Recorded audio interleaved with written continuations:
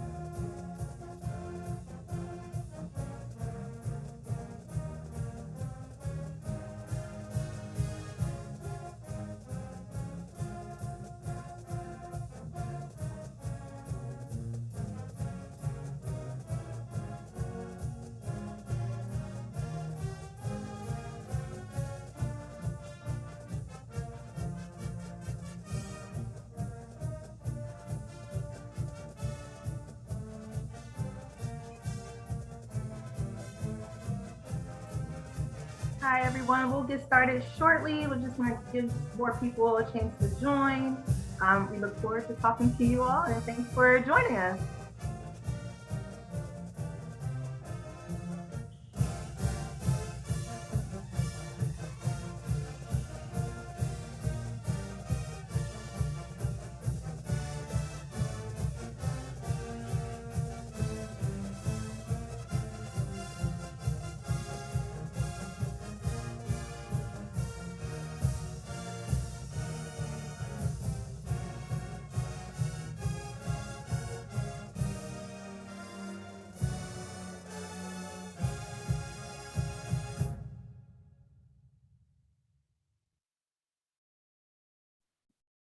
All right. Hello, everyone. Hello. I wanted to make sure that we start semi on time, just to be respectful of everyone's time tonight. I know it's in the evening, so hopefully you all are still able to eat dinner. I think the panelists will have to wait a second, but hopefully you all had a wonderful, wonderful day. First, I want to welcome you all to our alumni panel event. So it is a series, so we have another one on Friday, and I'll talk a little bit about that later on. But thank you all for joining. My name is Chantel Harley, and I am the recruiting manager for the College of the Liberal Arts. I'm also a graduate of Penn State, so I'm really happy to be here to share some information and connect you to some alumni and answer some of those questions that you all may have about your next steps. First, I want to congratulate our accepted students. We do have a few accepted students who are on the call. Congratulations. And then we also have some prospective students who are watching as well. So we are also excited for you all to start your Penn State journey and to see all that we have to offer. Again, tonight is just a way for you, or a time for you to ask those questions that you may have about what it is that you can do at Penn State. Ask those burning questions that you may not have asked anyone before. And that's what our alumni are here to do today. So again, I'm excited to connect you all. So what I'll do is go ahead and introduce our alumni who are here on the call. I will start off by saying that Carolyn was not able to be on the call today. I know some of you sent in questions. But if you have any other questions that you would like to ask Carolyn, she's more than welcome to talk to students. So just send me an email. I'll put that in the chat towards the end of the session. And then you can just let me know what questions you have and I can go ahead and connect you to her. But first we have Courtney, who is a 2015 graduate who majored in international politics with a minor in Middle Eastern studies. As a student, Courtney spent 2 years interning for Congressman Mike Fitzpatrick. Mike Fitzpatrick one summer working on his congressional campaign. Next, we have Paul, who is a 1971 graduate who majored in speech communications with a minor in Russian area studies, political science, and business and liberal arts. As a student, I'm sorry, I may have mixed that up a little bit. I'm sorry. Paul is a 1986 graduate. No, Kevin, I'm the 86 graduate. Okay, I wanted to make sure I didn't mess that up. I may have messed up the minors, so I'll stop right there. This is what happens when you do things like 5 minutes before it's time to go. So my apologies with that. So I'll skip the minors, but Paul is a 1971 graduate who majored in speech communications. As a student, Paul was involved in New Student Orientation, Spring Week, Block S, and the Penn State Thespian Society. We also have Rachel-Paige, who graduated in 2015 and majored in economics and international politics with minors in Spanish and business and business and the liberal arts. As a student, Rachel-Paige was a fraternal fellow and served as a legislative assistant for a state senator. As an intern at a state college startup called Surge Business Development, and as an investment banking analyst intern at PNC Bank. Rachel-Paige was a member of the Economics Association Hedge Fund Club, Phi Mu Sorority, Liberal Arts Envoys, which is now the Liberal Arts Ambassadors, and Rachel-Paige, I advise that organization now. She was also part of College Democrats and Club Tennis. Next, we have Lisa, who graduated in 2013 and majored in economics with a minor in business. As a student, Lisa completed research with Professor David Shapiro, which included examining the links between educational attainment and women's fertility rates in sub-Saharan Africa. Lisa was also a line ambassador and a member of the Gamma Sigma Sigma Service Sorority. And I graduated actually in 2003. Did I mess it? It does say 2003. Okay. Did I mess that up? That's okay. Okay. 2013. I'm older than that. I'm sorry, Lisa. No worries. I just saw the 3 and just went with it. Yep, no worries. And then thank you so much for that. And then we have Kevin, who is a 1986 graduate who majored in history and Russian. Kevin was also a member of Phi Alpha Theta History Honor Society, Delta Sigma Pi Professional Business Fraternity, Line Ambassadors, and Army ROTC. So thank you for bearing with me and struggling through introductions. So my apologies for butchering a couple of things. But again, thank you to our panelists who are here. I'm so excited to ask these questions for you and also get to know you all a little bit better. To all those who are joining in today, if you have any questions, please feel free to use the Q&A feature to send in those questions. So what I'll do right now is just start off with the questions that were sent in when those of you have registered so that we can go ahead and kick off the event. So for the first question, which is for everyone, with a, why did you choose your major? And what was the best method that helped you narrow down your list of desired majors? So I'll start with Courtney and then we'll go to Paul. So I chose international politics, thinking that I wanted to probably go political science, but thought that for a career, I wanted to be more in like the intelligence community. And when I was at Penn State when I started in 2011, there was a Center for the Study of Terrorism, and they had a secondary program under the international politics umbrella that was national security. And at that point in time, that more closely aligned with what I thought I wanted to do. And then after taking some of the required kind of 100 level political science classes, it made me realize that really I did want to hone in more on that international side that was more interesting to me. So that was my decision process. And I would say to everybody, definitely take those classes to see what you like and what you don't like as soon as you can when you get to Penn State. Paul, did you want to add to that as well? Well, I had a different major every year I was at Penn State.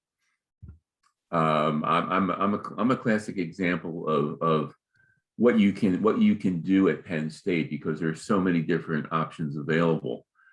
Even though today, I mean, 50 plus years after I graduated, there's so many more things that are available that just weren't available back when I was a student. It's got to be a much better experience for people coming into Penn State today than it was 50 some odd years ago for me.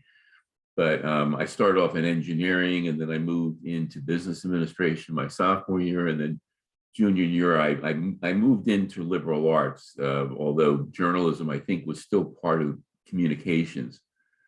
And then and I was interested in broadcasting. And I took some classes in broadcasting my junior year, but then I decided I wanted to be more involved in the production side as opposed to just doing news, filming stories, writing news bits, things like that. So it turns out that the speech department had a set of courses where you could actually work in studios. Running the board.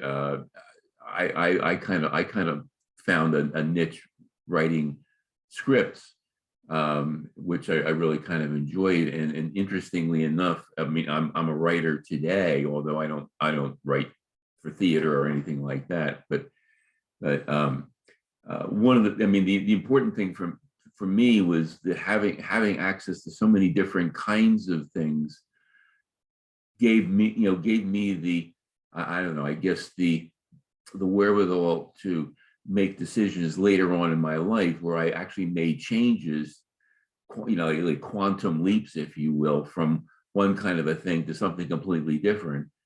And what I do today is I do a couple of different things in parallel, both of which make money for me. So that's why I'm still working. But I'm a technology consultant in one area. I also do audit work, which I learned over a number of years. And then I'm a professional writer and editor. So I've written several hundred articles over the years. I've written a couple of books and stuff like that. So having the exposure to so many different kinds of options made it easier for me in the course of the years that I made some decisions that to somebody outside of that kind of an environment would have thought were suicidal in terms of long-term career, but because of what I had been exposed to at Penn State, it made the transitions much easier for me. Thanks, Paul. Next we have Rachel, Lisa, and then Kevin. Rachel-Paige, I'm sorry, Lisa. Thank you. Sorry, it's a long one. So when I came into Penn State also in 2011, I came in with an international politics major. And as part of being a Paterno Fellow, you take an honors seminar. And I guess maybe just for the folks here on the phone, I believe all incoming liberal arts students have the option to try to accomplish becoming a Paterno Fellow. So, when I came in to schedule for my classes, I clicked yes on Paterno Fellow. And part of that requirement was an honors seminar. And I picked international political economy. So I had a professor by the name of Dr. Packer, and I took that class my fall semester. I loved it. And before coming into Penn State, I didn't know what economics was. I'm a first generation college student, so everything was very new to me. I think that was part one of it. And then the other part too is that the experiences that I had while I was at Penn State, like Chantel mentioned, doing research or internships or being involved in clubs, I realized what I didn't want to do. I thought I was coming into college, going to work on a campaign after college or be a human rights lawyer, came out as an investment banker. So through college, through the process, I really learned, what I liked and what I didn't like. And that was what helped me to ultimately choose international politics and economics. Lisa? Okay. So I started Penn State. So I'm from Colorado. And so I traveled many miles to come to Penn State. When I was looking at colleges all across the US, I thought for sure I was going to be a nutrition major. So I went into Penn State into the College of Health and Human Development as a nutrition major. And so when I started that major, the chemistry was so difficult that it was too hard. So I switched. During my time as a nutrition major, I had to take agricultural economics. And I thought, oh, I really understand this. So I'm going to switch my major. So I started economics actually through the Smeal College of Business. I then switched to the Liberal Arts College due to the requirement for foreign language, since that is not my strong suit. So then I started through the College of Liberal Arts as an econ major, and then just really fell in love with it. And I think the biggest thing is that being adaptable, thinking you're going in as one thing, but then ending up with something different is totally okay. And I had no idea the path that it would eventually take me. So that's kind of my quick overview. Thank you, Kevin. So I came to Penn State with an ROTC scholarship. So I was an ROTC cadet as a freshman. When I took my bachelor's degree requirements and general requirements, I did well in my history classes. I enjoyed my history classes in high school, and I decided I wanted to become a military intelligence analyst, and so decided that history would be the best course to achieve that, because for a couple of reasons. One, everything that you analyze today is based on all of the events that occurred previously. So any sort of a political conflict is based on the historical actions that led up to it. And the second thing, and this goes to a question someone asked me, people that aren't familiar with history think it's just memorizing dates and events, and it's not. It's looking at primary sources from different perspectives and making assessments and then presenting those assessments clearly and concisely. And when I had my history senior thesis, and we did that social science research, we had a hypothesis about an event in history. When we researched it, we found primary sources, we put those that assessment together. That is the analytic process that I use as a military intelligence analyst. So that's the reason that I chose history. And I chose Russian because at the time that the Cold War was going on, and I wanted to know as much about the Soviet Union and its history, politics, economics, etc., as possible. Thank you. What I love about all of your stories, most of your stories, is that there was a bit of a journey finding what major was perfect for you. And one of the things that I find is that there are a lot of students who come in with this pressure to pick a major and stick with it for the rest of the time they're at Penn State, which is not necessarily the case. I know when I worked in admissions, the number that we had was like 70% of students changed their majors. while they're at Penn State or in college, really. So it speaks to the flexibility that you'll have as an incoming student or as a Penn State student, where there's not as much pressure for you to pick a major right away. But, you know, someone talked about general education courses. I think it was you, Courtney, where you took some courses that really helps you figure out what it is that you wanted to do. So thank you for those answers, all of you. Rachel-Paige, I know that you put something in the link about Paternal Fellows, but do you want to explain that just a little bit? Yeah, sure. So the Paterno Fellows program is a gateway program into the Schreier Honors College. So Penn State, you know, has an honors program. And generally most people, if you're interested in Schreier, you usually apply to it. But some people don't. I did not. I wasn't really aware of it.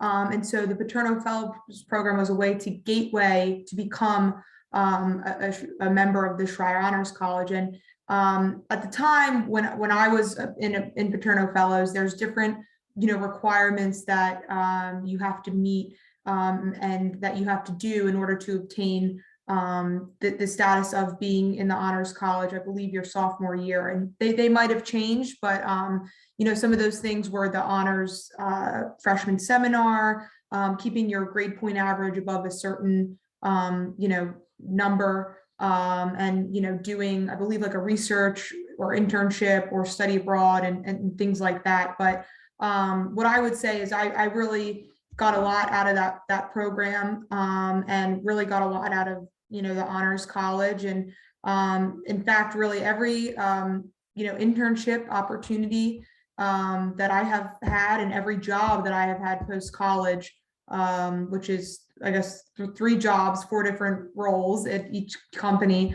It's been because of a Penn State connection. So I was very grateful to take part in that and have that opportunity to be the Paterno Fellow, because I think it was rolled out in 2011. I think that was the first year. So.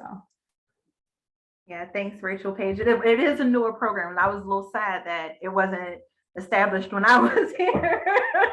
I'm like, man, this is awesome. And then I think another good thing about the program is that there's some funding for you to participate in those internships, research opportunities, study abroad opportunities. So for students who are interested in participating in that, and regardless, Paterno Fellows really is a good option. So next question is for everyone. With Penn State being a larger school, what was your experience with connecting to your faculty? So I'm going to work backwards. I'm going to start off with Kevin, if you're ready, and then we'll go to Lisa.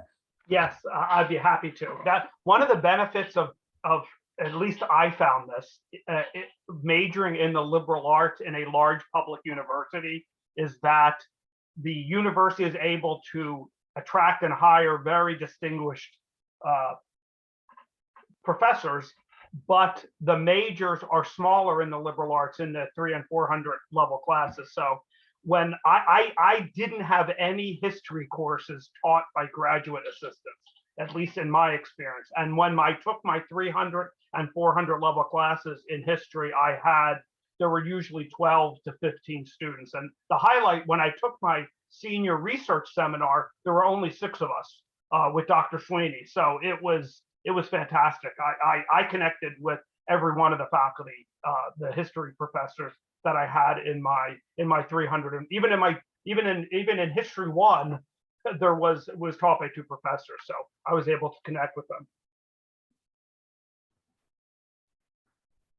Okay, so I would say similar experience in economics. It was a small enough major where everybody kind of knew everybody, and the professors did a really good job just keeping you connected with the resources within the college.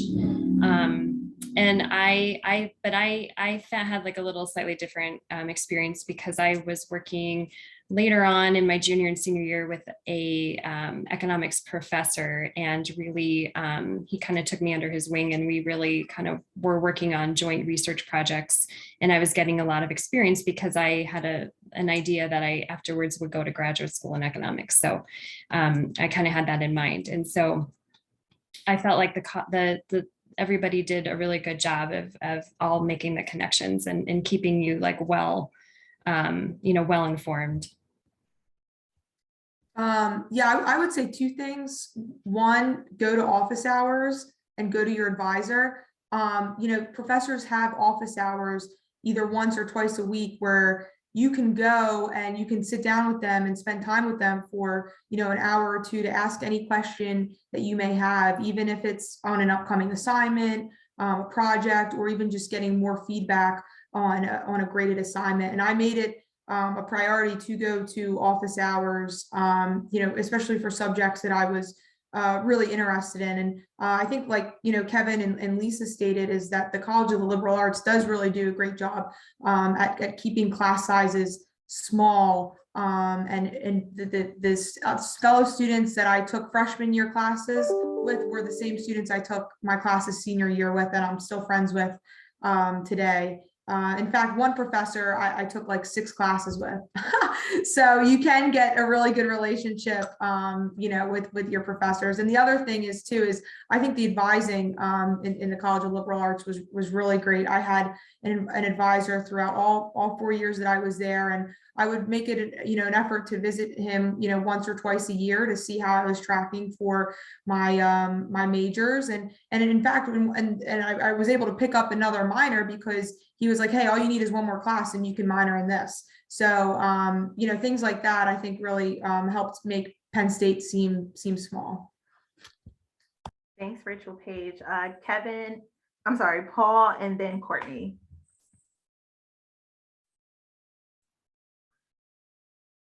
I only had a more than just a student relationship with a few professors. I changed majors so many times that I really never got far into a degree program. I think in 4 years I may have had 3 or 4 400 level courses, and that was it, because I was always jumping around.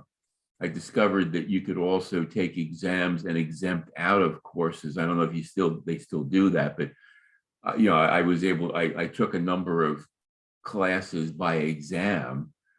That's one of the reasons why I graduated early, because I was back in the time when there were 10-week trimesters, or we call them terms.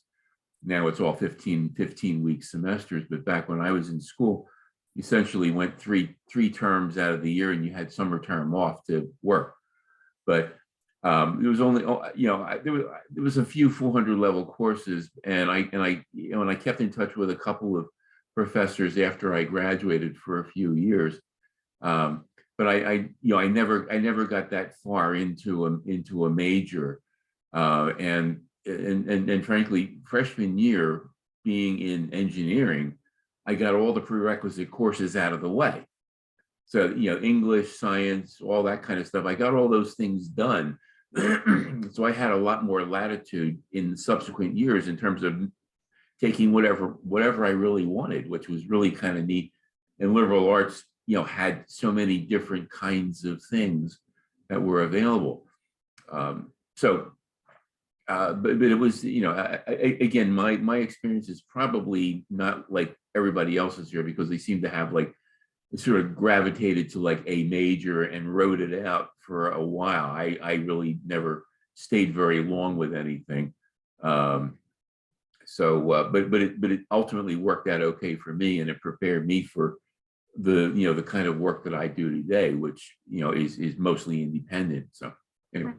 I want to say, Paul, that actually plays into one of our programs that we have now called multidisciplinary studies.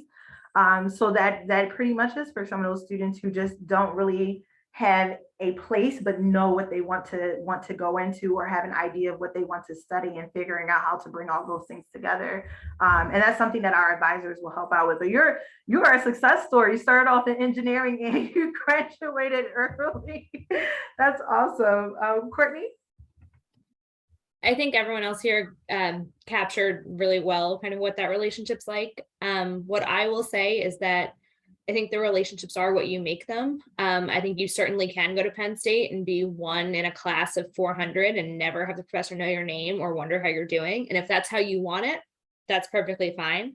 But as you move on in your major, you will be in those smaller classes. Like Rachel-Paige said, you do have the opportunity to go to office hours and work with your advisor in a similar way. My advisor sat me down and he was like, you can get internship credit as a 400 level class and kind of do some swapping. And I was able to do that in a really great way. And I think, so one of the things people I think say in government affairs, which is the field that I work in, is you always want to have someone know your face before you go and ask them for something, right? So really work on building those relationships if that's something that's important to you, and they will connect you with things that are important to you and interesting to you and open a lot of doors. Thank you. When I first started school, because I was telling someone earlier that I thought Penn State University Park was Altoona's campus. So to my surprise, it wasn't. But my high school was like 106. I went to like a graduating class. I went to a smaller high school, and I was so nervous about being overwhelmed with the size and, just being a number. At the beginning of every class that I had that first week, I introduced myself to every single professor that I had. I didn't care if it was twice either. Like, I walked up to them and I'm just like, hey, I'm so excited to be in your class. And then also utilized office hours, even when I didn't have questions about the material, because they love just talking about stuff, because they're human. So you can definitely go up and talk to them and build those relationships. And I still, even though I work in liberal arts now, which means that I work closely with some of those faculty members, I still built relationships with them after I graduated and before I even started working with Penn State. So that's something that you can definitely experience. So thank you all for answering that. The next question I have is for Lisa and Rachel-Paige. Someone sent in, what jobs can I get with an economics degree? So it's a loaded question, but yeah, go ahead, Lisa. Okay, so let me talk a little bit about kind of my path after to maybe shed some light on some of the different areas that you could work in. So after almost graduating from Penn State, I thought that I was kind of toying with two different options, either going to graduate school or working in the private sector. And so I had an interview at the time with Northrop Grumman in Baltimore. And, I was really close to getting hired. And at the last minute, I thought, you know what, I think this might be a great time to go to graduate school.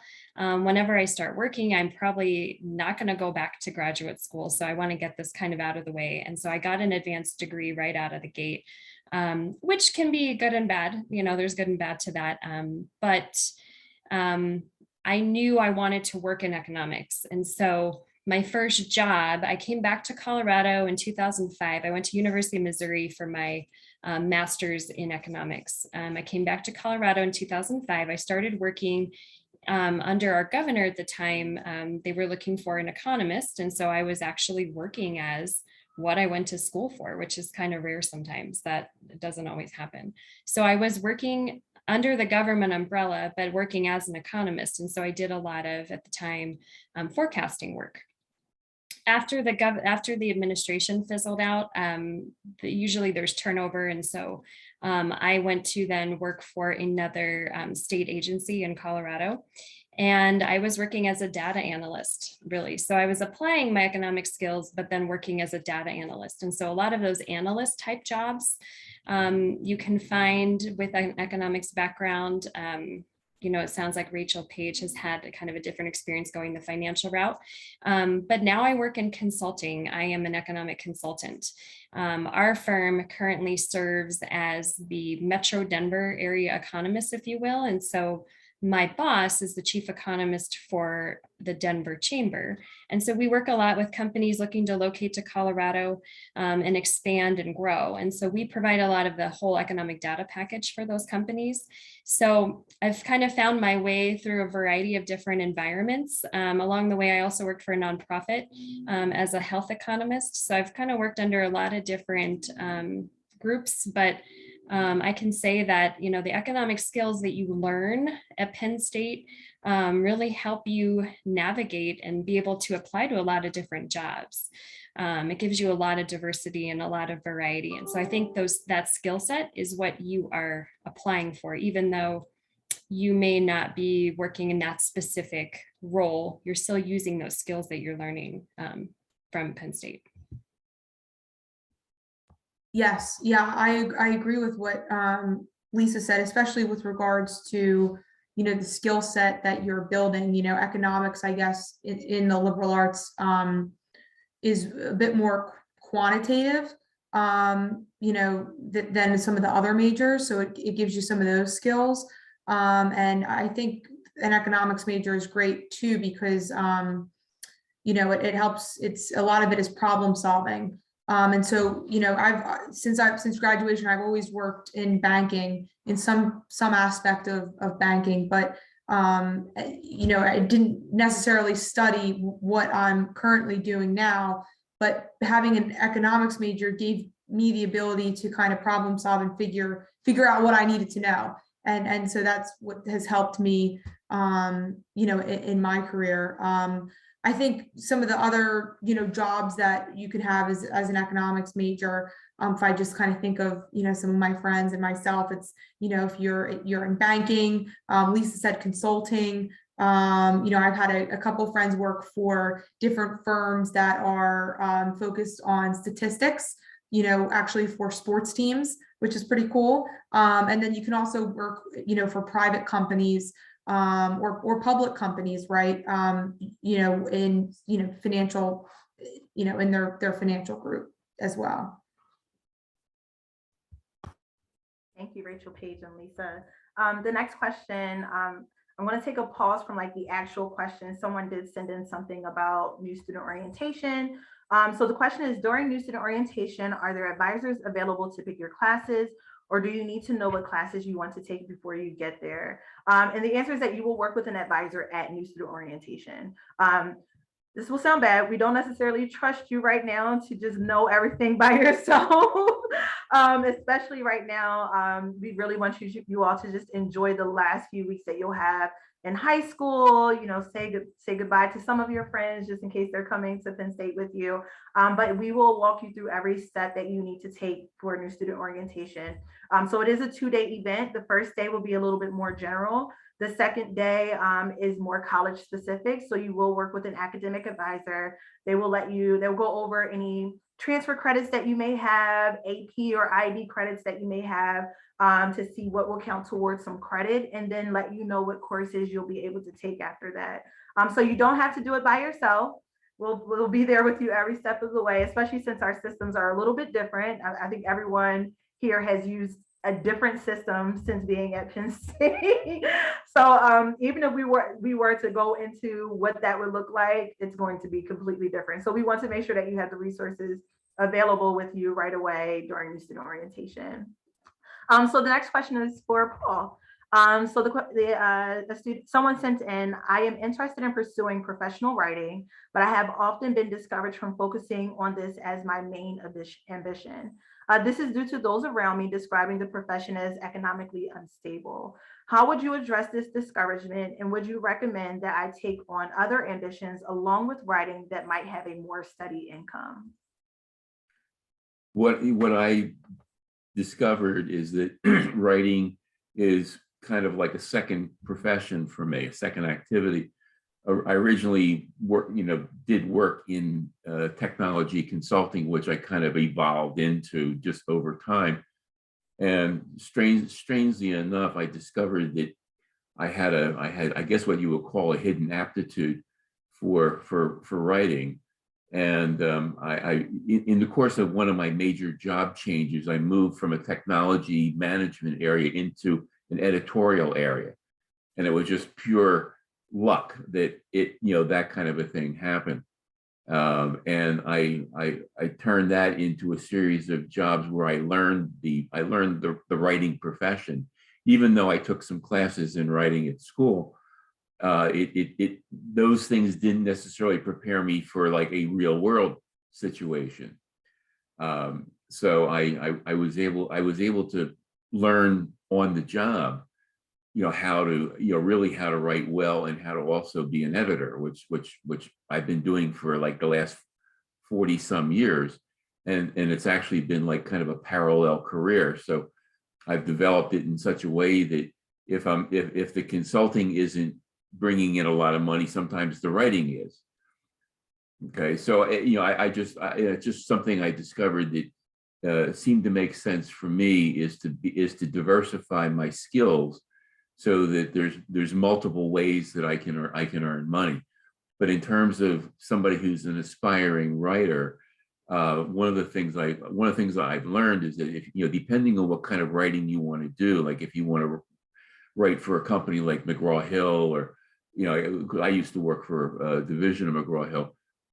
It's a good idea to reach out to editors before you start doing any writing. Find out what the editors are looking for, and move in that direction. Instead, what people unfortunately do is they'll start writing something and they'll come up with this great manuscript and they can't sell it because it's not what editors are looking for. So one of the things I learned a long time ago, which I passed on to a number of people over the years, is find out what the publishers and the editors are looking for before you start doing anything. And then the other thing that was important was to develop an outline of anything that you're going to write, because that at least helps guide your thinking as you start filling in the spaces in the outline. So I'm at a point now where I've been doing this for so many years that I still do an outline, and I still check with my editors, because I write for a number of different editors. I regularly say, well, what are you looking for? And they usually say, well, what do you want? Now I'm at the point where they say, well, what do you think is important? But that's because I've been doing it for so long, and I've been, the current publishing company that I consult to, I've been writing for them for over 14 years. So they know me. I know quite a few of the editors, but that just over time. But for aspiring writers, it's good if you can have a number of other irons in the fire, because writing doesn't immediately start off like with a six-figure income, like if you were an engineering student or something like that. So look at it as a parallel activity, and perhaps over time with experience it can become your full activity. Thanks, Paul. Oh, I was just going to add real quick, I'm not a writer, but I did hear when I was a student at Penn State, we heard from a Penn State alum, and she kind of gave her experience, and I always thought this was so smart. Same kind of thing, her parents didn't want her to major solely in English, so she actually majored in, I think it was either business or economics, and English, and she later became, wrote books on personal finance, and now she speaks on CNBC and on CNN about personal finance and things, and writes blogs and all that kind of thing. So she took her passion of writing and also got a degree that perhaps might be a little more lucrative, and combine them. And I always thought that was a really smart thing that she did. Thanks, Rachel-Paige and Paul. I was actually going to mention something very similar, because we have another student who was interested in journalism, but had liberal arts degrees and still went into journalism. So that those different careers are still available to students, even if you have it as a double major or anything like that. I put in the chat our English department, because there are specific concentrations that we've developed for the program for you to get the experience that you're looking for in some of those different English programs, so that if you are, depending on the type of writing you want to go into, whether it's creative writing or literary or media writing, something like that, you still have that background that you need to be successful. I've even told students, we've had people who go into video gaming from majoring in English and CAMS, which is Classic Ancient Mediterranean Studies, just storytelling pretty much, but having that opportunity to have those different backgrounds definitely is valuable. So I always encourage students, if you have a passion, still pursue it. But if you feel like there's something else that you can add to it that will be beneficial for the career that you're looking for, that's one of the reasons why we have double majors. You can have a double major, you can do a major and minor, so that you're still adding on those skill sets so that you can be successful. So they said, thank you for your input. Yes, thank you, because it was really good advice. I think Kevin, you answered the question already because I think it was sent in for you. But I will add on to this, Kevin. You answered most of the questions that were sent in already. But one of the things that I wanted to ask you, we have a lot of students who think that, they have to go into criminology or political science or something like that to work for the FBI or any of those other agencies with the government. What are some of your recommendations of majors that they can explore aside from history, since that's one of yours? I would say, well, first, most of the individuals that most of my colleagues at the FBI were not criminology majors. So there's two professional workforces at the FBI, the special agent workforce, and then I'm in the intelligence analyst. So I'm part of the intelligence community. Special agents all come into the FBI with previous work experience. A lot of people from the military, lawyers, accountants, STEM people, prior law enforcement. So those majors can be varied because all the special agents come in with 6 to 8 years of work experience. If you're interested in the intelligence analyst field, whether it's with the FBI or any of the other 16 intelligence agencies, the criminology is probably not the best major. I recommend to the students that I mentor international relations, because intelligence is all about what's happening in the world. Even the FBI, the analysts that work in the United States are looking at terrorism or international organized crime or something that has an international nexus. And then another good major is security and risk analysis, because the basic analytic framework is creating hypothesis, looking at those factors, collecting evidence, and making looking at this and then making an assessment. And that is really in the risk analysis field, they do that. Some of the best analysts that I have actually came into the FBI from bond rating agencies, because they looked at data and then made an assessment. And so that risk analysis is a good field to look at. So those are two majors, in addition to history, I think is a great major, because if you're looking at any of the, if you're looking at why China is looking to expand in the Pacific, or you're looking at why Putin has invaded Ukraine, and Russian history, and you know the history of Iran and Iraq and the Middle East, that is what you need to know. They'll teach you the analytic methodology, but you have to come into the field knowing what made today happen. And so that's why I think that's the history I think has served me well. But international relations or security and risk analysis, I think, are two really good majors if you're looking to for career in intelligence analysis. And I just want to add to that. So my husband and we actually met at Penn State, and he was a psychology major, and he wanted to work in criminal justice. And so he thought he would be a mental health counselor, and then found out that he didn't want to do that. And so he now works as a probation officer for the state of Colorado. And so he went a different route, but psychology was a good major because he could kind of do anything really with that without having to get a PhD, even though he did get a master's degree in it. But he now works in criminal justice with a psychology background and uses that daily. So just to kind of add on there a little bit, even though that's not my major expertise. No, that's absolutely fine. Thank you, Lisa. Because I'm a psych major, but I originally thought I wanted to be a psychologist, because once you go into psychology, econ, sociology, you think you're supposed to be a part of that IST career. And sometimes you learn, not even sometimes, all the time, you learn a little bit more about yourself once you're in those programs, and you learn a little bit more about the flexibility that you have to transition to a different career than what you think it is. So thank you for that input. And I'll just tell one last point. I'll make this very quickly. That's a really great point. And there are special agents that have that background then they enter law enforcement, and then they join the FBI. And that's a really great skill, because one of the things that special agents have to do is develop sources. They have to approach people and have them share information with us. And in the intelligence field, there is a specialty or competency called human intelligence. And that is, there are case officers at the FBI or in some of our military agencies that they develop sources. They approach this, assess people and approach them. And the psychology is a great major of that, because understanding what motivates people, what appeals to people and doesn't appeal to people is a good skill to have in that career field. Right.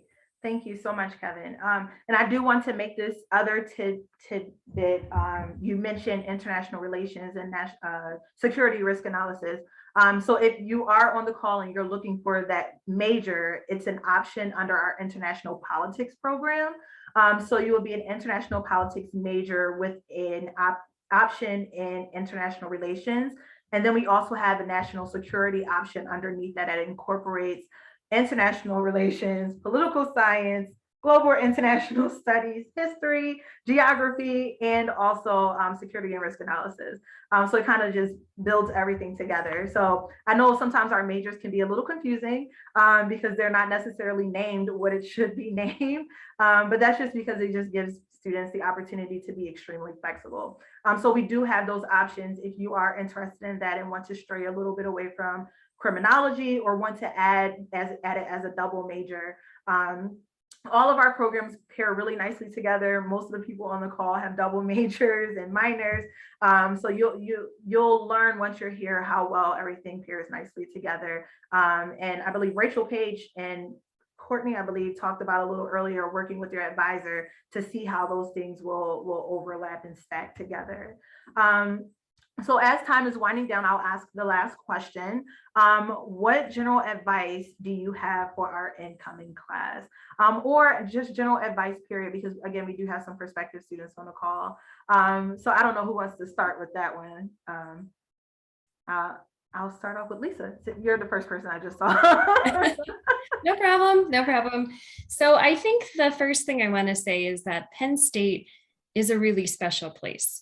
There is no other university that I have gone to or visited that has had the same feel that Penn State does. And I was coming from a different place. So I graduated high school in 1999.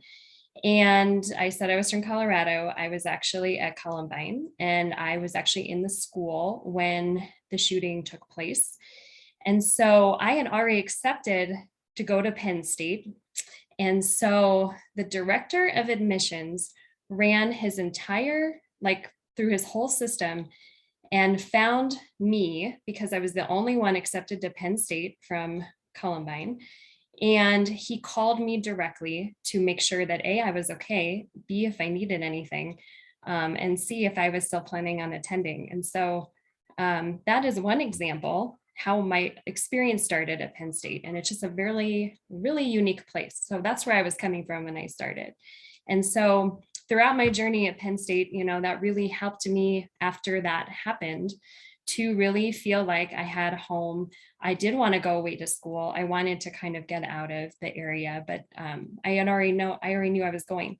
And so I think just being open to new things and new experiences was really huge for me. And so, and just having a good time. You can go to school and do your academics, but I think it's also a place to really find yourself and really I had so much fun. If I could go back to one time in my life, it would be going back to Penn State.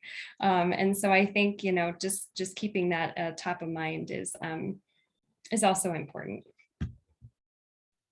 Thanks, Lisa. Paul? I compare my experience with my older son, who's a Penn State graduate. He graduated in '95, and he's Phi Beta Kappa. He was, he was a valedictorian.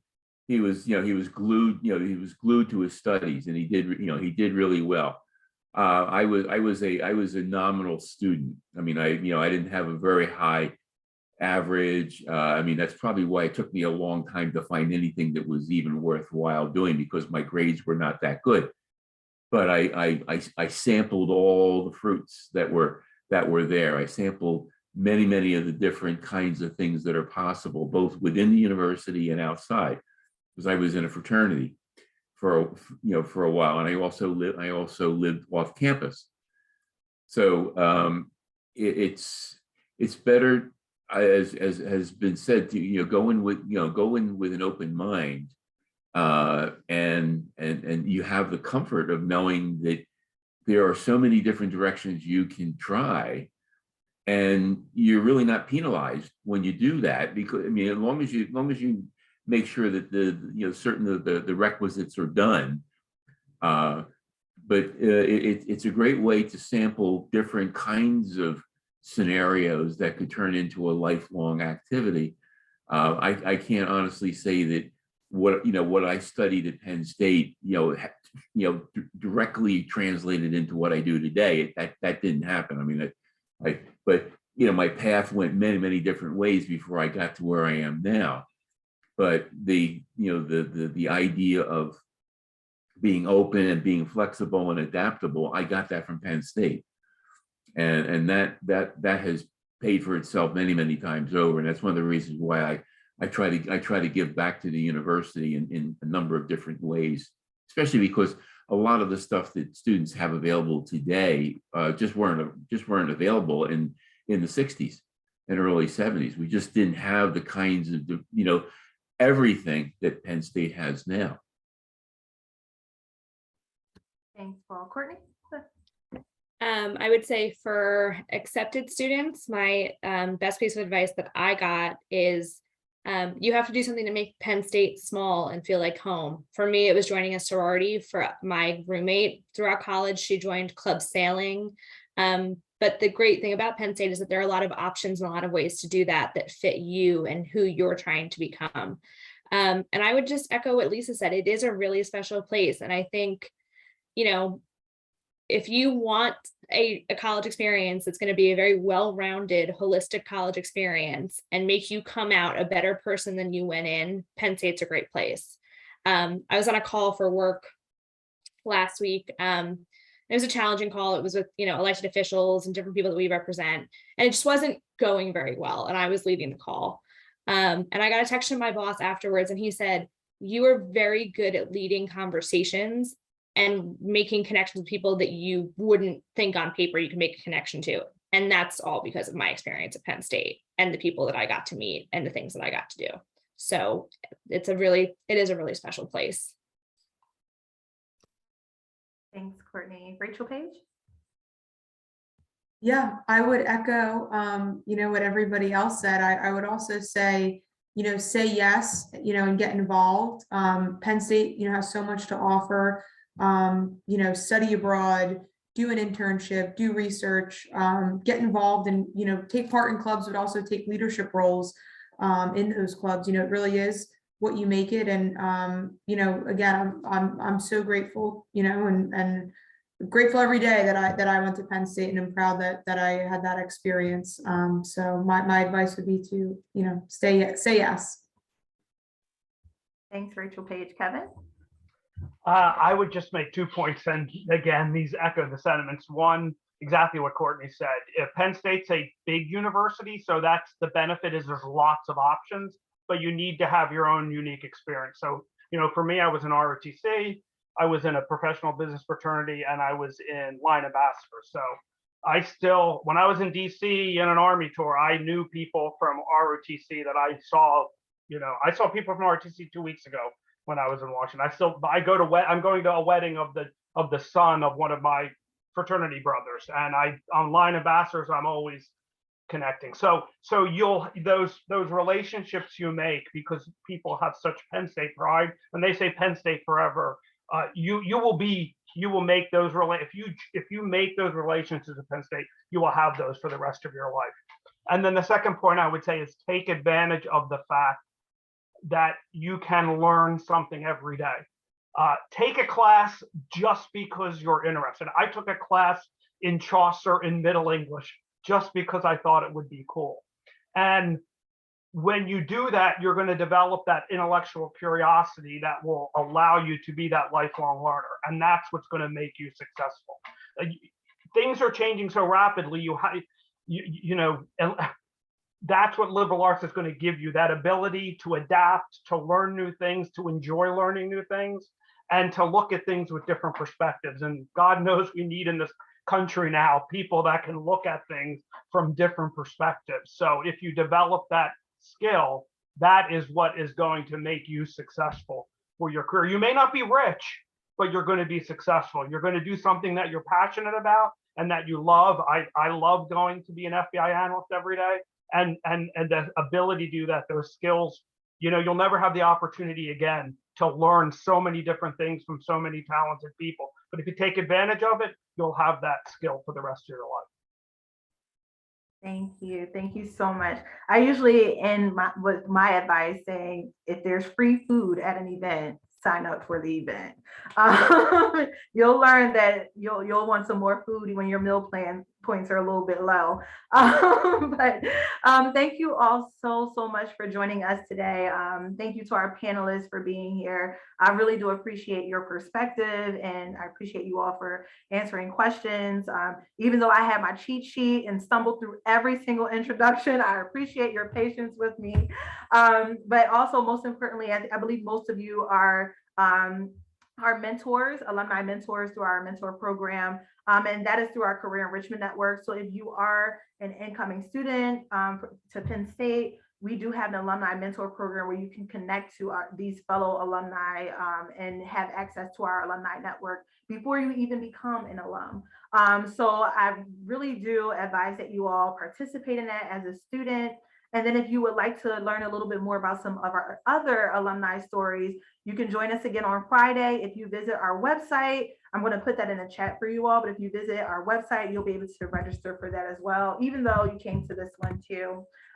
So hopefully you all were able to get some information, learn a little bit more about, first and foremost, the flexibility, but learn what it means to really bleed blue and white, because they would not be here if they didn't.